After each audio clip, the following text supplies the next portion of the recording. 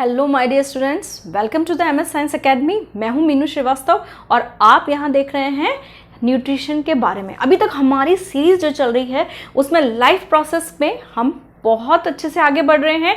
अभी तक हमने लाइफ प्रोसेस का इंट्रोडक्टरी पार्ट देखा था, न्यूट्रिशन के टाइप्स देखे थे, ऑटोट्रॉफिक, हेटरोट्रॉफिक, और हेटरोट्रॉफिक के अंदर हमने अमीबा तक डिस्कस कर लिया। रेडी। अब यहाँ पर सबसे पहले हम बात करते हैं ह्यूमन बींग्स के न्यूट्रिशन के बारे में। ह्यूमन बींग्स का न्यूट्रिशन सबसे पहले कौन से टाइप का? हेटरोट्रॉपिक टाइप का, यानी लिविंग बींग डिपेंड है अदर्स पे। ओके, अब यहाँ पर उसमें क्या क्या पूरा एलिमेंट्री कैनाल किस तरह से इन्वॉल्व होती है वो हमें देखना है। अब सबसे पहली बात कि हमारी ह्यूमन बींग्स की जो एलिमेंट्री कैनाल है that is complete alimentary canal. Complete alimentary canal. Do you understand the meaning of the complete alimentary canal? Complete alimentary canal means mouth, हमारी एलिमेंट्री कैनाल माउथ से शुरू होके एनस तक terminate होती है, तो that means it is the complete alimentary canal. Okay, अब हमारे जब हम फूड इनटेक करते हैं तो सबसे पहले फूड का प्रोसेस कहाँ पर जाके स्टार्ट होता है? हमारा माउथ या बक्कल कैविटी में। ओके, समझ पा रहे हैं आप इसको? हमारा बक्कल कैविटी के अंदर, ये जो हमारा बक्कल कैविटी है, हमारा जो माउथ में जॉ को सराउंडेड जो चिक्स जो जिसको सराउंड करती हैं, that is known as the buccal cavity और माउथ कैविटी। ओके, अब यहाँ पर हमारे बक्कल कैविटी के अंदर क्या क्या सिस्टम होता है जो कि फूड को डाइजेस्ट करने में हेल्प करता है। ओके, अब यहाँ पर सबसे पहले जो हमारा फूड कहाँ गया है? सबसे पहले बक्कल कैविटी में। तो इंजेशन किसकी हेल्प से होता है? इंजेशन हमारा बक्कल कैविटी की हेल्प से होता है। Okay, mouth. अब यहाँ पर बक्कल कैविटी के अंदर क्या क्या है? बक्कल कैविटी के अंदर टीथ है। Okay, teeth, saliva. ओके, अब टीथ भी है, सलाइवा भी है, तो हम टीथ के टाइप देख लेते हैं। हमारा जो टीथ है वो 4 टाइप्स के टीथ होंगे हमारे पास। टीथ के अंदर कितने टाइप के टीथ हैं? 4 टाइप्स के। Which is first is incisor,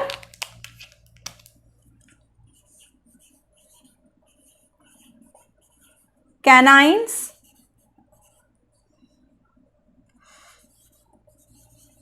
okay, premolar and molar. Okay, 4 type के टीथ प्रेजेंट हैं। अब 4 टाइप के टीथ हमारे किस किस नंबर में प्रेजेंट है ये हम देखना चाहेंगे, और ये हम देखते हैं किसकी हेल्प से? डेंटल फॉर्मूले की हेल्प से। और हमारा डेंटल फॉर्मूला जो होता है that is incisor, canine, premolar, PM represent the premolar and the molar. It is 2 1 2 3, 2 1 2 3. Okay, अब ये क्या है? 2 1 2 3, ये कोई सॉन्ग नहीं है। यहां पर it is the dental formula. सबसे पहले हम अपने पूरे माउथ कैविटी में जो हमारा जॉ सेक्शन है इसको हम 4 हाफ जॉ में डिवाइड करते हैं। That is from which this middle line, this is half jaw, this is half jaw, this is upper half jaw, this is lower half jaw, this is upper half jaw, this is the lower half jaw. ये right side का है, ये left side का है। Okay, now you understanding. अब यहाँ पर हम जो डेंटल फॉर्मूला देते हैं वो हाफ के हिसाब से, हाफ डेंटल फॉर्मूले के हिसाब से देते हैं। यानी कि हमारा यहाँ पर 2 इंसीजर, 1 कैनाइन, 2 प्रीमोलर और 3 मोलर। समझ में आ रहा है? 2 incisor, 1 canine, 2 premolar, 3 molar. Okay, 2 1 2 3, 2 1 2 3, same as 2 1 2 3, 2 1 2 3। तो अगर आप इसको काउंट करेंगे 2 2 3 2 5 5 2 7 1 8, 8 इधर, 8 इधर, 8 इधर, 8 इधर, 8 4 32, यानी कि हमारे कितने टीथ होते हैं टोटल मिला के? 32। तो अब ये जो टीथ होते हैं ये बाइटिंग, च्यूइंग और टीयरिंग में हेल्प करते हैं, हमारे फूड को अच्छे से चर्निंग करते हैं ताकि फूड छोटे छोटे पार्टिकल्स में टूट जाए और जितना भी एंजाइम है वो उस पर प्रॉपरली रिएक्शन कर सके। इसके अलावा हमारे बक्कल कैविटी में 3 पेयर सलाइवरी ग्लैंड्स होते हैं। How much? 3 pairs salivary glands. और ये सलाइवरी ग्लैंड्स के नाम क्या क्या है बेटा? First is parotid, one pair parotid, one pair, second sublingual, and third one submaxillary. Okay, तो हमारे माउथ कैविटी या बकल कैविटी के अंदर 3 पेयर सलाइवरी ग्लैंड्स होते हैं एंड ये जो सलाइवरी ग्लैंड्स हैं ये क्या रिलीज करते हैं? सलाइवा रिलीज करते हैं। इट रिलीजेस आउट सलाइवा, और सलाइवा के अंदर वाटर होता है, म्यूकस है, and it contains the specific enzyme which is known as the salivary amylase. Okay, salivary amylase, or you can say ptyalin. Okay, ptyalin enzyme क्या help करता है? It converts the starch into simpler carbohydrate. Okay, तो salivary amylase किस पे workout करता है? Starch को digest करने में हेल्प करता है। अब सबसे पहली बात कि हमारे सलाइवा के अंदर एक ही तरह का एंजाइम है सलाइवरी एमाइलेज, तो स्टार्च को ही डाइजेस्ट करने की सबसे पहले रिक्वायरमेंट क्यों हुई? क्योंकि स्टार्च कॉम्प्लेक्स कार्बोहाइड्रेट है और इसके डाइजेशन में बहुत ज़्यादा टाइम लगता है। दैट इज वाई इसका डाइजेशन माउथ से ही स्टार्ट कर दिया जाता है। ओके, इसके अलावा हमारे सलाइवा में लाइसोजाइम पार्टिकल्स होते हैं जो कि हमारे फूड के अंदर के जर्म्स को भी किल करते हैं। ओके, अब यहां से फूड किस जगह आता है? यहां फेरिंग्स वाले रीजन में। एक्चुअली ये रीजन फेरिंग्स वाला रीजन है। जब हमारे बक्कल कैविटी से फूड फेरिंग्स वाले रीजन में आता है तो फेरिंग्स वाले रीजन से 2 पाइपलाइन निकलती हैं। एक पाइपलाइन हमारे फूड पाइप को जाती है और दूसरा पार्ट हमारे रेस्पिरेटरी ट्रैक्ट को जाता है। ओके, यहां पर ये एक पाइपलाइन है, ये फेरिंग्स वाला रीजन है। अब यहां से इसमें 2 बाइफर्केशन हो जाते हैं जिसमें से एक पार्ट या एक ओपनिंग ईसोफेगस में जाती है और दूसरी ओपनिंग हमारे रेस्पिरेटरी ट्रैक्ट में जाती है। यहां पर फेरिंग्स का रेस्पिरेटरी ट्रैक्ट में ओपनिंग वाला पार्ट कहलाता है ग्लॉटिस। ओके, क्या कहलाता है? ग्लॉटिस। अब यहां पर ग्लॉटिस को ओवरलैप करते हुए या ग्लॉटिस को कवर अप करते हुए एक फ्लैप लाइक स्ट्रक्चर प्रेजेंट होती है, that is known epiglottis. Okay, that is known as epiglottis. अब ये एपिग्लॉटिस क्या काम करता है? ये आपके फूड को ग्लॉटिस में जाने से रोकता है, यानी कि रेस्पिरेटरी ट्रैक्ट में जाने से रोकता है। कभी कभी आप देखते होंगे कि खाते समय जब अगर आप बहुत ज़्यादा बोल रहे हैं तो आपको खाते समय ठसका लगता है। मतलब कि आपका वो ठसका क्या है, वो ऐसा आपकी बॉडी में ऐसा क्यों होता है? क्योंकि वो फूड जो ईसोफेगस में जाना था वो कहाँ चला जाता है? ग्लॉटिस में चला जाता है। क्यों? क्योंकि खाते समय जब हम बोल रहे हैं तो ये ड्यू टू द रेस्पिरेशन ये एपिग्लॉटिस इस तरह से ऊपर नीचे होता रहता है। ओके, खुलता और बंद होता रहता है। तो उस समय जो फूड का ट्रैक्ट है वो डिस्ट्रैक्ट हो जाता है। That is why the food turn in towards the oesophagus. Okay, तो अभी तक हमें ये समझ में आया। तो ये इंजेक्शन का यहां पर आपने पूरा इसको अच्छे से समझा। अब यहां पर फूड, इसको भी मैं रब कर देती हूं। अब यहां पर जो फूड है वो ईसोफेगस में जाता है। ईसोफेगस का जो काम है, ईसोफेगस का काम, it is the food pipe, और ईसोफेगस का कोई फंक्शन नहीं है। It perform the peristalsis movement. Peristalsis movement उसकी वजह से क्या होता है? ये फूड अंदर की तरफ, स्टमक की तरफ डाइवर्टेड होता है। ओके, तो ईसोफेगस सिर्फ फूड को आपके फेरिंग्स वाले रीजन से स्टमक तक लाने का काम करता है। ओके, अब फूड कहां पर आ गया है? हमारा फूड आ गया है स्टमक के अंदर। स्टमक में फूड का कंप्लीट डाइजेशन नहीं होता। अब यहां पर फूड कहां पर आ गया है बेटा? स्टमक के अंदर।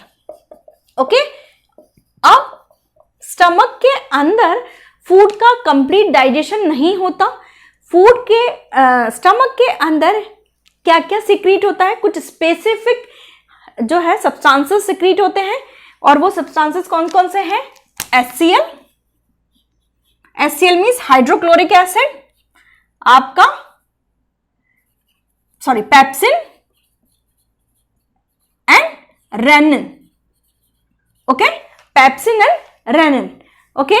HCl hydrochloric acid provide the acidic medium to the pepsin, okay, क्योंकि पेप्सिन जो होगा वो एसिडिक मीडियम पे ही काम कर पाएगा या एसिडिक पीएच पे ही काम कर पाता है, ओके।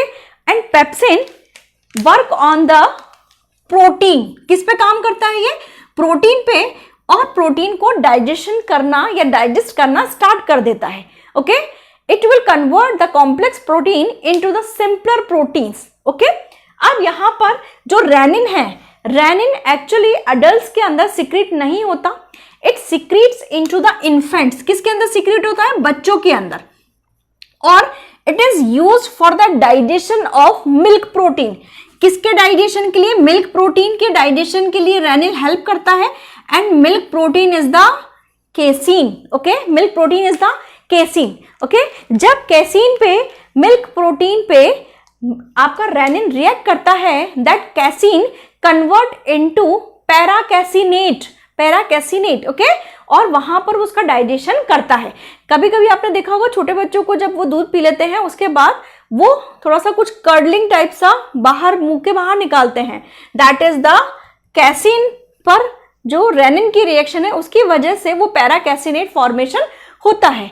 अब यहां पर जो HCl है, हाइड्रोक्लोरिक एसिड या कोई भी तरीके का एसिड बेटा, क्योंकि हाइड्रोक्लोरिक एसिड एक स्ट्रॉन्ग एसिड होता है, अगर वो हमारी स्किन पे भी गिर जाए तो हमें बहुत ज़्यादा ईचिंग होती है, हमें बहुत ज़्यादा खुजली होती है। तो आप ये सोचिए, तो हमारे स्टमक के अंदर रिलीज हो रहा है, तो हमारा स्टमक कैसे इसको, अपनी लाइनिंग को कैसे प्रोटेक्ट करता होगा? For this stomach releases the high amount of mucus, okay. यहां से देखिए, जब HCl सिक्रीट हो जाता है तो म्यूकस क्या करता है? म्यूकस स्टमक को ऐसे घेर लेता है, ओके, और एक प्रॉपर थिक कवरिंग बना लेता है, जिसकी वजह से HCl सिक्रीट होता तो है लेकिन वो स्टमक की इनर सेल से रिएक्ट नहीं कर पाता, जिससे स्टमक की सेल्स बच जाती हैं, ओके। तो म्यूकस उसको प्रोटेक्शन देता है। अब यहाँ पर आप देखेंगे कई लोगों को स्टमक अल्सर हो जाता है। स्टमक अल्सर क्यों होता है? स्टमक अल्सर मीन्स कि कुछ भी वो खाते हैं तो बहुत तेज जलन होती है, पेट में दर्द होता है। ऐसा क्यों होता है? क्योंकि जब उनकी ये म्यूकस लाइनिंग कहीं कहीं से डैमेज अगर हो गई है बेटा, तो वो HCl क्या होता है? वो HCl अंदर की तरफ जाने लगता है। जैसे ही आपने कुछ खाया HCl रिलीज हुआ, और HCl उन सेल्स, उस म्यूकस लाइनिंग जहां पर नहीं है वहां पर सेल से रिएक्ट करने लग जाती है। और अगर HCl डायरेक्ट सेल से रिएक्ट करेगा then it will produce the burning sensation, पेट में बहुत जलन होती है। तो इसी वजह से जिनको अल्सर्स हैं उनको डॉक्टर बोलता है कि आपको थोड़ा सा तला गला या बहुत ज़्यादा हैवी फूड कम खाना चाहिए, ओके। अब यहाँ पर स्टमक के अंदर, अभी हम आ गए स्टमक के अंदर, कंप्लीट डाइजेशन नहीं हुआ है, पार्शियल डाइजेशन हुआ है। अब स्टमक से फूड कहाँ आया है आपका? स्मॉल इंटेस्टाइन में, ओके, स्मॉल इंटेस्टाइन। यहां पर आ गए हम, कहां पर आ गए? हम आ गए स्मॉल इंटेस्टाइन। स्मॉल इंटेस्टाइन जो है, it is named as the small, but as compare to large intestine ये बड़ी होती है। It is long as compare to large intestine, okay. इसकी लेंथ बड़ी होती है as compare to large intestine, but its diameter और width is shorter than large intestine. समझ में आ रहा है? तो स्मॉल इंटेस्टाइन क्या है? लॉन्गर है बट विड्थ में शॉर्टर है as compare to large intestine, okay. अब जो हर्बीवोर्स होते हैं, जो टोटली वेजिटेरियंस हैं, उनकी बॉडी के अंदर स्मॉल इंटेस्टाइन बड़ी होती है। क्यों? क्योंकि स्मॉल इंटेस्टाइन बड़ी क्यों होती है? क्योंकि जो भी फूड इनटेक करते हैं हर्बीवोर्स, वहां पर जो प्लांट मटेरियल है उसका डाइजेशन ज्यादा टाइम टेकिंग होता है, ओके। तो इसीलिए जो हर्बीवोर्स हैं वो कैसे होते हैं, उनकी स्मॉल इंटेस्टाइन बड़ी होती है। ओके, उनकी स्मॉल इंटेस्टाइन की जो लेंथ है कंपैरेटिवली बड़ी होती है as compare to carnivores. Okay, carnivores जो होते हैं उनकी स्मॉल इंटेस्टाइन की लेंथ उतनी बड़ी नहीं होती है। ओके, अगर ह्यूमन बीइंग की बात करें तो ह्यूमन बीइंग में स्मॉल इंटेस्टाइन की लेंथ जैसी हर्बीवोर्स के अंदर होती है वैसी ही होती है, यानी कि हमें कुदरत ने कैसा बनाया है, हर्बीवोर्स। हम बाय नेचर ओमनीवोर्स बने हैं, ओमनीवोर्स बने हैं, लेकिन कुदरत ने हमें कैसे डेवलप किया है, हमें डायरेक्टेड किया है towards the herbivores category. Okay, समझ में आया? अब स्मॉल इंटेस्टाइन लेंथ में क्यों बड़ी है ये भी आपको अच्छे से समझ में आया। स्मॉल इंटेस्टाइन के अंदर अगर आप देखो बेटा, तो स्मॉल इंटेस्टाइन के अंदर दो सिक्रीशन कंटिन्यूसली उसमें अपना सिक्रीशन मिक्स करते रहते हैं। First is the pancreas and second is the liver. Okay, यहां पर ये रब हो गया, liver secrete the bile juice. Okay, liver क्या सिक्रीट करता है बेटा, बाइल जूस सिक्रीट करता है। और बाइल जूस क्या क्या फंक्शन करता है, सबसे पहली बात कि बाइल जूस जो एसिडिक मीडियम स्टमक के अंदर था उसको किसमें कन्वर्ट करता है, बेसिक मीडियम में। उसको किसमें कन्वर्ट कर देता है, बेसिक मीडियम में कन्वर्ट कर देता है। ओके, अब यहां पर जो गॉल ब्लैडर है, सॉरी पहले अपन बाइल जूस का काम पढ़ ले पूरा। बाइल जूस लीवर से सिक्रीट हुआ है ना, और बाइल जूस स्टमक से आए हुए फूड का मीडियम चेंज करता है, किसमें, बेसिक मीडियम में कन्वर्ट कर देता है। ओके, अब यहां पर बेसिक मीडियम में कन्वर्ट करता है, इसके साथ साथ दूसरा काम क्या करता है, यह फैट के डाइजेशन में हेल्प करता है। किसके डाइजेशन में, फैट के डाइजेशन में हेल्प करता है। और फैट का डाइजेशन क्या कहलाता है, इमल्सिफिकेशन। क्या कहलाता है, इमल्सिफिकेशन। ओके, तो यहां पर फैट के डाइजेशन में हेल्प करता है और फैट का डाइजेशन क्या कहलाता है, इमल्सिफिकेशन कहलाता है। लीवर से जो बाइल जो सिक्रीट होता है it will stored in the gall bladder. Okay, ये गॉल ब्लैडर में स्टोर होता है एंड ये सिक्रीट होता रहता है और गॉल ब्लैडर को स्टोर करता रहता है and timely it will release into the small intestine. Okay, अब पैनक्रियास जो पैनक्रियाटिक जूस रिलीज कर रहा है। ओके, पैनक्रियास क्या रिलीज कर रहा है, पैनक्रियाटिक जूस रिलीज कर रहा है। अब यहां पर पैनक्रियाटिक जूस जो रिलीज कर रहा है वो प्रॉपर एंजाइम्स प्रोवाइड करते हैं जिससे डाइजेशन प्रॉपर हो सकता है। ओके, तो वो एंजाइम्स कौन कौन से हैं, that is trypsin, amylase and lipase. Okay, trypsin, amylase and lipase ये मेन एंजाइम सिक्रीट होते हैं जो कि डाइजेशन में हेल्प करते हैं। ट्रिप्सिन प्रोटीन के डाइजेशन में, एमाइलेज हमारे सलाइवा में, हमने सलाइवरी एमाइलेज में भी डिस्कस किया था, it will act on starch and lipase fat के डाइजेशन में हेल्प करता है। ओके, समझ में आया। अब यहां पर सबसे एक इंपॉर्टेंट बात कि liver is the largest gland. Okay, largest gland of the human body, largest gland. Okay, and the second largest gland is the pancreas, second largest. Okay, समझ में आ रहा है। तो पैनक्रियास से पैनक्रियाटिक जूस एंड लीवर से bile juice ये सारा पोर कहां कर दिया जाता है, स्मॉल इंटेस्टाइन में। और स्मॉल इंटेस्टाइन के अंदर मैक्सिमम डाइजेशन होता है। स्मॉल इंटेस्टाइन के अंदर क्या होता है बेटा, मैक्सिमम डाइजेशन, या ये कह सकते हैं complete digestion. Complete digestion takes place in the small intestine. Okay, अब यहां पर स्मॉल इंटेस्टाइन के जो पार्ट्स हैं वो हम थोड़ा सा डिस्कस कर लेते हैं। इसके 3 पार्ट्स हैं बेटा, डोडेनम, जेजुनम और ileum. Okay, duodenum, jejunum and ileum. Duodenum and jejunum वाले पार्ट में सबसे ज्यादा डाइजेशन होता है, कंप्लीट डाइजेशन हो जाता है, लेकिन जो इलियम वाला पार्ट है it is perform the absorption. Okay, ये क्या करता है बेटा, एब्जॉर्प्शन परफॉर्म करता है। ओके, और एब्जॉर्प्शन परफॉर्म करने के लिए ileum contains the specific structure is known as the villi. Villi finger like projections होते हैं, जिसकी वजह से जो मेम्ब्रेन का सरफेस एरिया है it increase the membrane surface area. Okay, और इस मेम्ब्रेन की सरफेस एरिया के बढ़ने की वजह से एब्जॉर्प्शन कंप्लीट होता है। अब यहां पर एक बात ध्यान देने लायक है कि जो विलाइज हैं, विलाई के चारों तरफ ब्लड वेसल्स बहुत ज्यादा अमाउंट में प्रेजेंट होता है।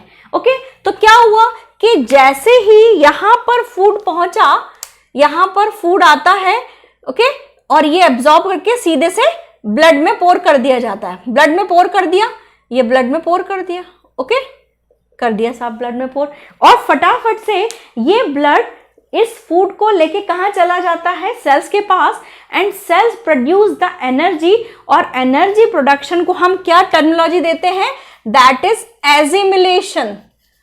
समझ में आ रहा है आपको, दैट इज एजिमिलेशन। ओके, अब यहां पर हमारे पास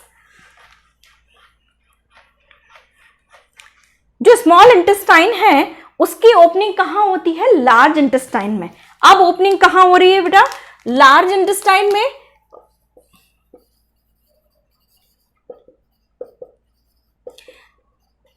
large intestine has the three part, that is the caecum, colon and rectum. Okay, caecum, colon और rectum. Caecum is mainly performed the water absorption,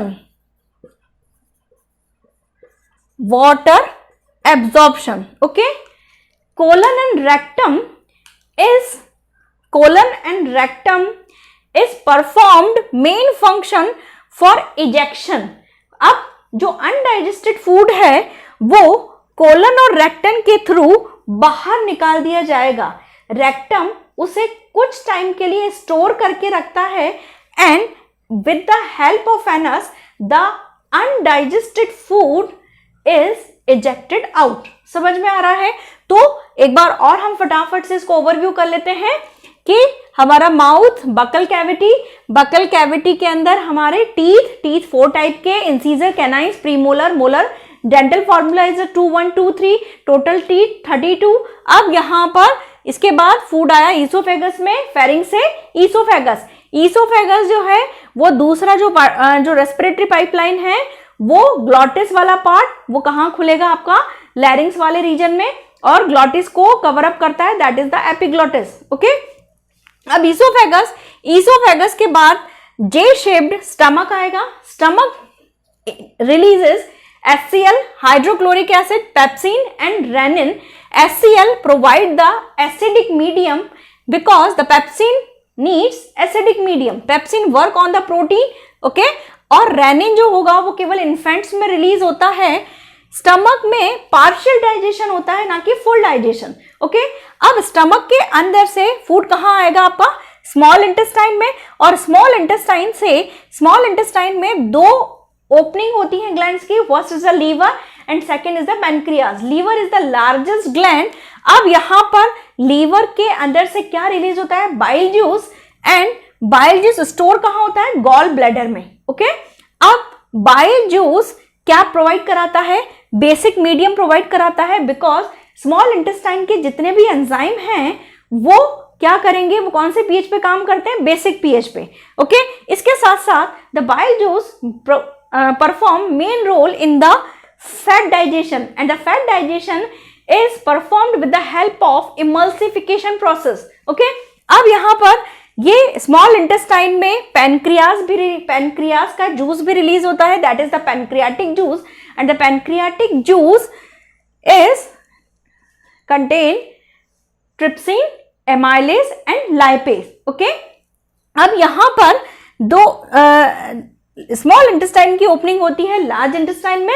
large intestine केवल परफॉर्म करता है वाटर एब्जॉर्प्शन का role, बाकी एब्जॉर्प्शन कहाँ हो जाता है, स्मॉल इंटेस्टाइन में। तो small intestine is the main place for the complete digestion as well as the absorption also. समझ में आ रहा है? अब लार्ज इंटेस्टाइन में वाटर का एब्जॉर्प्शन होगा और वाटर के एब्जॉर्प्शन के बाद रेक्टम और एनस के थ्रू जो अनडाइजेस्टेड फूड है वो बाहर निकल जाएगा।